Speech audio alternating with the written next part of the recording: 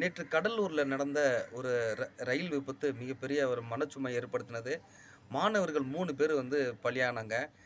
அது முக்கிய காரணம் என்ன அப்படின்னா, அங்க இருந்த கேட் கீப்பர் தான் வந்து முக்கியமான ஆளா இருந்திருக்காப்புல. ஏன்னா, அவர் வந்து ஒரு வட வட மாநிலத்தை சார்ந்தவரு. அவருக்கு வந்து ஹிந்தி தான் தெரியும். 2வது வந்து அவங்கள பத்தி அங்க உள்ள கம்யூனிகேஷனே அவங்களுக்கு இல்ல. மெயினா இந்த நேரத்தில ஒரு சிக்னல் அவர் போடல.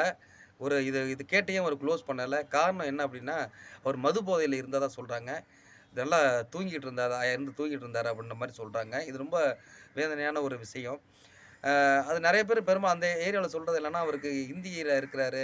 தமிழ்ல அவருக்கு சுத்தம் புரிய மாட்டேங்குது. எப்படி அவர்ட்ட கம்யூனிகேட் பண்றதுன்னு நெறைய பேர் குறை சொன்னதா அங்க உள்ள பகுதி மக்கள்லாம் சொல்லியிருந்தாங்க.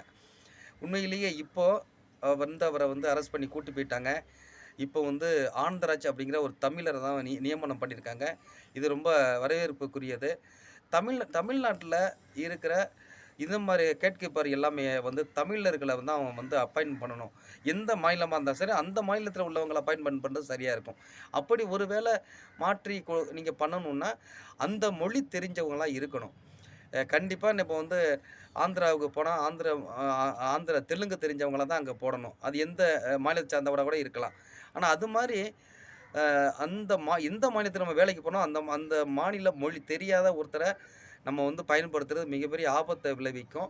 அதை இப்ப நம்ம பார்த்தோம். இது பல விபத்துக்களையும், பல நிகழ்வுகளையும் இந்த மாரி பார்த்துக்கிட்டு இருக்கோம். இதை இனிமேலுக்கும் இந்த மத்திய அரசுகளும் இத செய்யக்கூடாதுங்கிறத நம்ம வந்து தெளிவுபடுத்த தெளிவுபடுத்த வேண்டியிருக்கு. நன்றி.